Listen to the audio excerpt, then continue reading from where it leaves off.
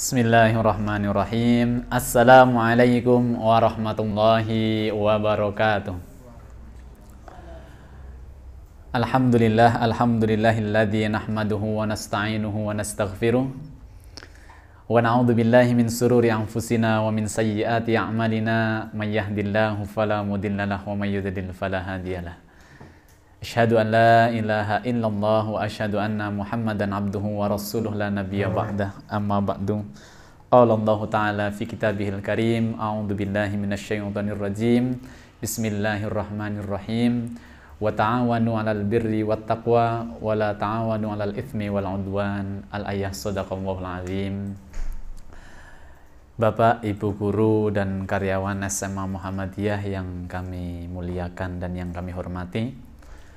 Pertama, marilah kita senantiasa panjatkan puji dan syukur kita kehadirat Allah Subhanahu wa Ta'ala.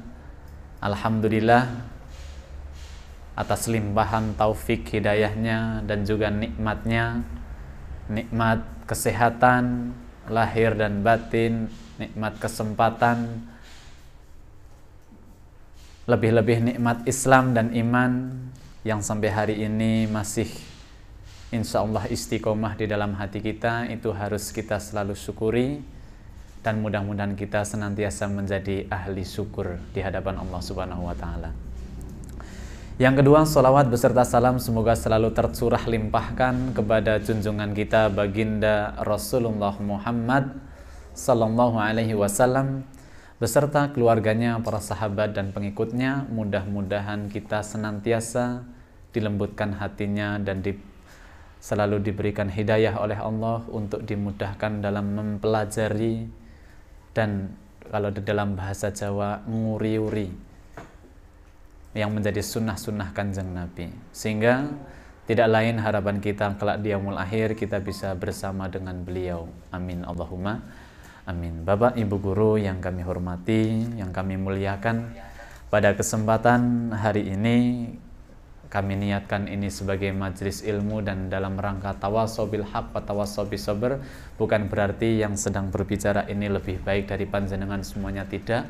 Justru kami yang harus belajar. Tetapi karena menjadi salah satu ajaran Islam yaitu adalah tawasobil haq, maka mudah-mudahan ini menjadi salah satu nasihat menasihati, khususnya saya menasihati diri pribadi saya sendiri.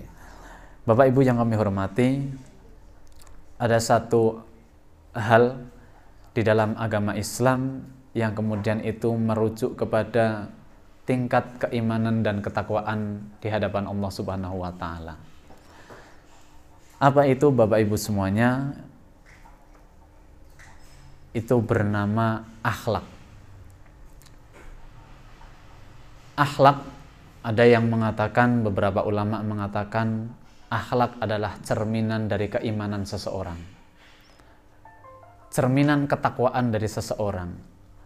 Jadi puncak dari keimanan seseorang itu akan bermuara pada yang bernama akhlak. Itu kenapa kemudian Rasul Muhammad sallallahu alaihi wasallam menjadi manusia yang paling mulia akhlaknya, karena secara otomatis beliau adalah yang paling dekat terhadap Allah, yaitu sebagai kekasih Allah. Maka kalau kita pelajari bagaimana akhlak-akhlak Rasulullah Sallallahu Alaihi Wasallam ketika beliau mendakwahkan Islam, dimulai ketika Islam itu sama sekali belum ada, di tengah-tengah kaum kafir Quraisy dan para tokoh-tokoh yang ketika itu orang takut semuanya. Tapi bagaimana kita lihat akhlak Rasulullah ini yang menjadi faktor keberhasilan dakwah beliau dan para sahabatnya. Coba kalau kita lihat para Rasul dan sahabat ketika mendakwahkan Islam, itu sesederhana ketika mereka menunjukkan akhlak-akhlak mereka. Kalau kita lihat banyak sekali para sahabat yang memeluk Islam, orang-orang yang dulunya jahiliyah, bahkan penentang agama, raja-raja bisa masuk Islam hanya dengan akhlak. Satu contoh, ketika ada seorang Badui Bapak Ibu semuanya, kalau ada yang saya sampaikan ini salah mohon dikoreksi nggih. Itu kalau hari ini mungkin orang primitif begitu ya, yang mungkin secara pendidikan dan semuanya itu terbelakang. Ini kan Bapak Ibu semuanya sudah tahu kisahnya. Ketika orang Badui ini kencing di salah satu pojok masjid, karena ketika itu masjidnya itu bukan seperti masjid hari ini, onten karpete, njuk keramikan, masjidnya magrong-magrong kan boten, tapi masih sederhana. Kemudian ketika seorang itu kencing, para sahabat itu marah begitu ya, sehingga mau menegur tetapi dipenging, ditahan sama Rasulullah. Yang intinya panjenengan semua sudah tahu, Rasul tidak marah tetapi menganggap bahwa yang bersangkutan belum tahu. Coba bayangkan kalau hari ini kita menjadi takmir masjid Al-Arqam, wonten sing teng mriko idu nang jero. Mungkin kita akan mengeluarkan hadis-hadis dan qala Rasulullah dan sebagainya. Allah berfirman. Kalau kita melihat Rasul itu ketika dakwah jarang sekali Rasul Allah berfirman, padahal Rasul yang langsung mendapatkan wahyu dari Allah. Rasul yang mengeluarkan hadis, bukan qala Rasulullah Rasul, tapi Rasul itu menunjukkan dakwahnya itu dengan akhlak.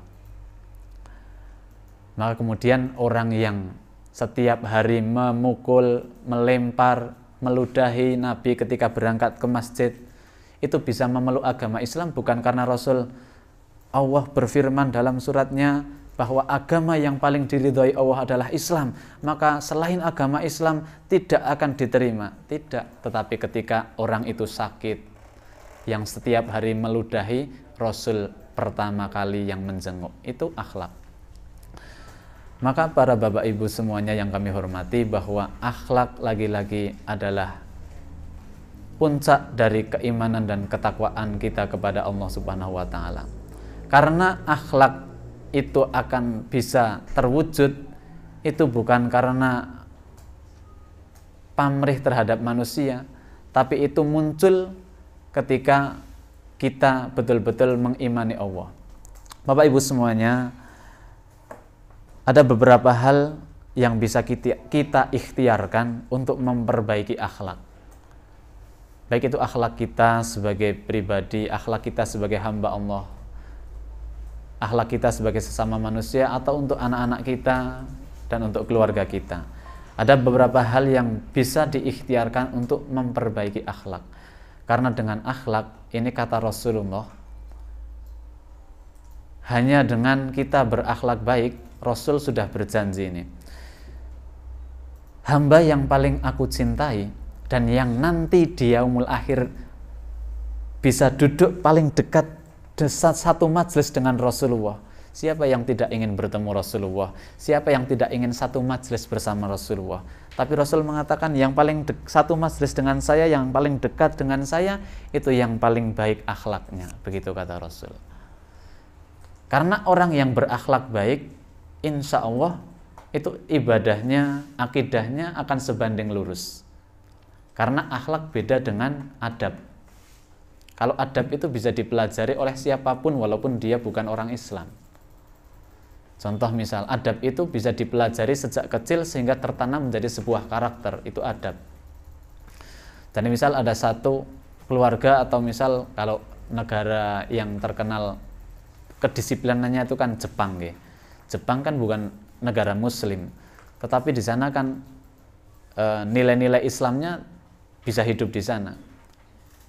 Padahal mereka tidak mengimani dan tidak beragama Islam.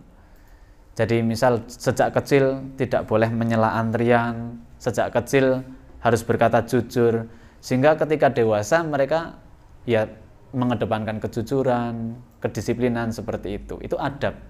Tapi akhlak itu, yang dimaksud akhlak tadi yang saya sampaikan di awal yang disampaikan Rasul itu, akhlak yang muncul karena ketaatan manusia beribadah kepada Allah.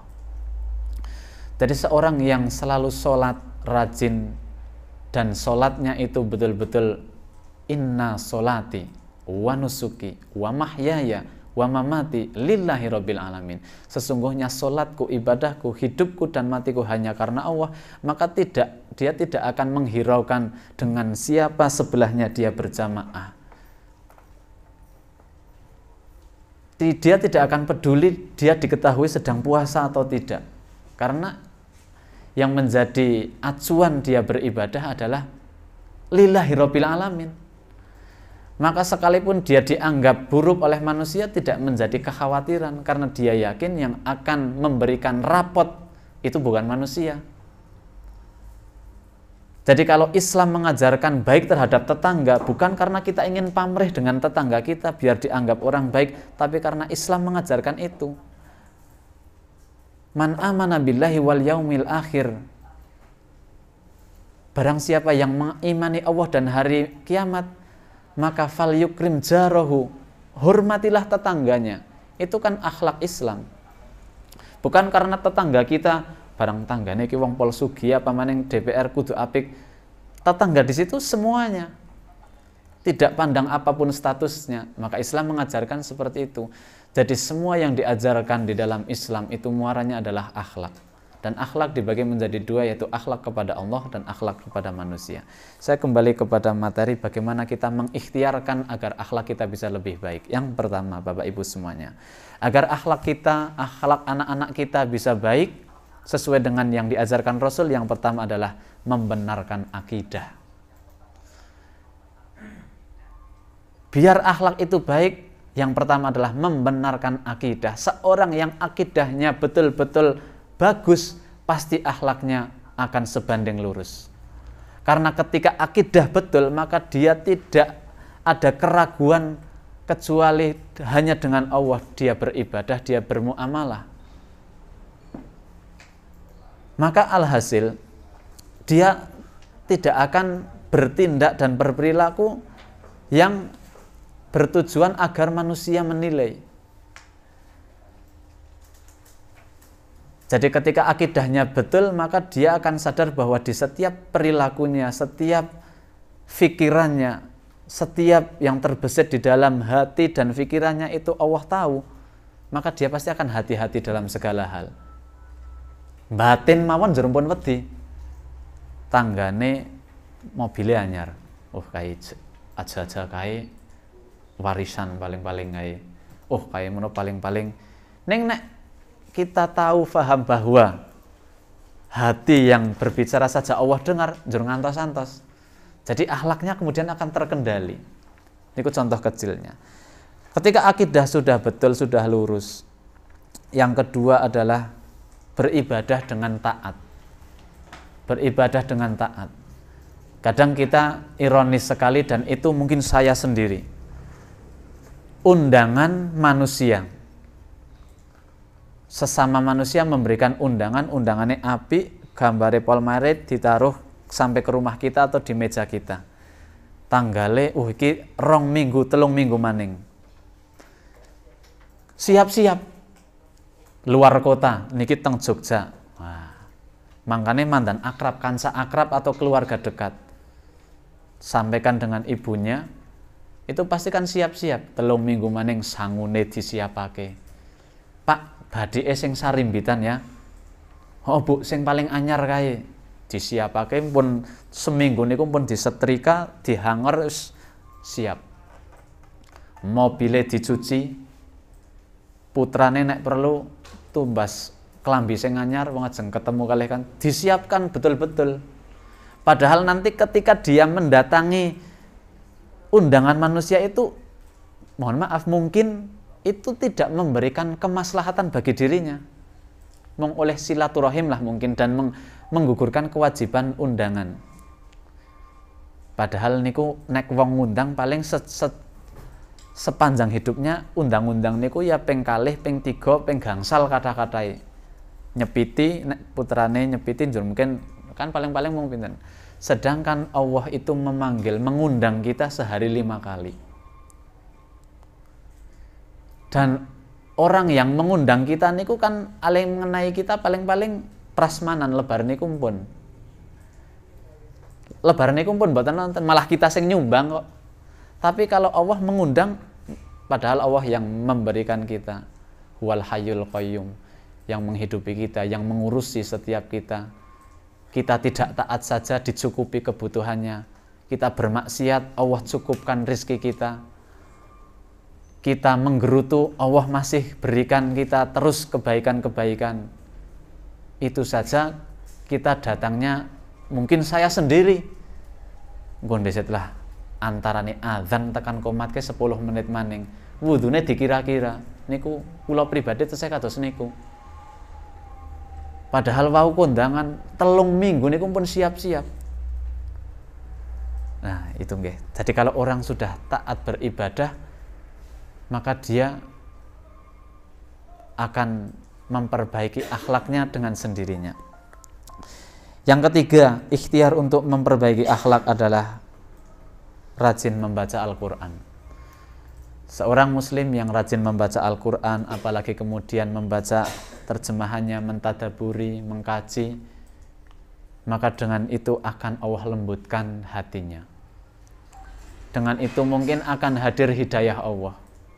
Inna hudallah, sesungguhnya petunjuk-petunjuk itu miliknya Allah. Ketika Allah ingin memberikan petunjuk, dia tidak pandang apakah orang itu mantan orang nakal, mantan pencuri, ahli maksiat dan sebagainya. Allah tidak pandang. Kalau Allah sudah menginginkan kebaikan, ya itu akan datang.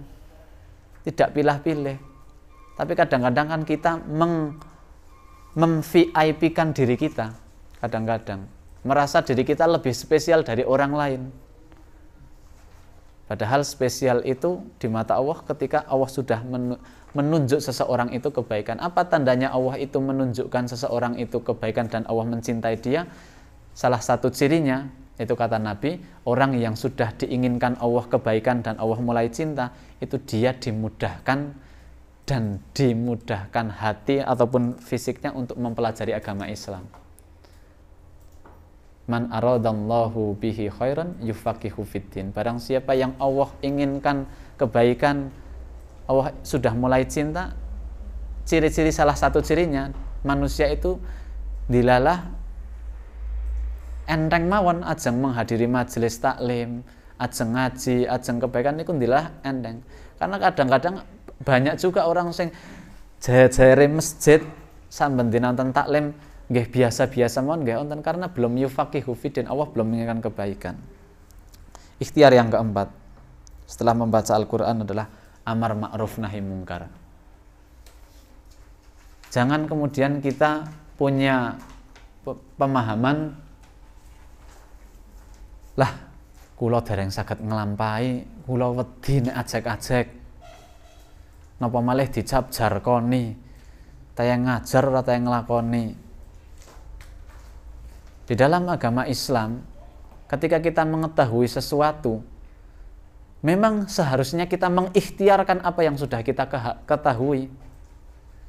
Kita sudah tahu bahwa nek maca Quran kue apik banget, kita harus ikhtiarkan. Seandainya belum, ya minimal ora ketang 1 minggu sekali, 1 minggu 2 kali, sehari sekali, kemudian terus lebih baik lagi. Kemudian kita ajak yang lain. Karena balighu anni walau ayah, kita punya kewajiban untuk menyampaikan. Lah dengan kita beramar ma'ruf akan ada kontrol di hati kita. Udah nyong wis akon orang lakoni isin. Itu contoh kecilnya. Mungkin ketika saya dan teman-teman semuanya menging anake atau mengajak putra-putrine nggih. Ayo. Wudu. Pun adzan, meh adzan wudu, ayo salat. Kan kita akan malu kalau kita tidak bersegera juga untuk berjamaah. Maka dengan beramar ma'ruf nahi mungkar juga akan membantu untuk memperbaiki akhlak. Nomor gangsal. Jansane kathah ning di sini gangsal mawon nggih. Berteman dengan orang-orang yang baik. Berteman dengan orang-orang yang solih. Kumpulono wong kang solih. Berteman dengan orang-orang yang solih juga akan secara otomatis diri kita ini akan terbawa. Kita berteman dengan orang-orang yang jujur, kita arep ngapusi ora kepenak. Batire jujur kak nyong ngapusi. Hati kita kan pasti akan bertentangan. Jadi fitrah manusia, jadi Allah itu sangat adil terhadap manusia. Karena fitrah manusia, semua yang bernyawa itu ada fitrah kebaikan di dalam dirinya. Jadi orang yang tidak beragama pun dia pasti sebetulnya mempercayai agama, mempercayai Allah.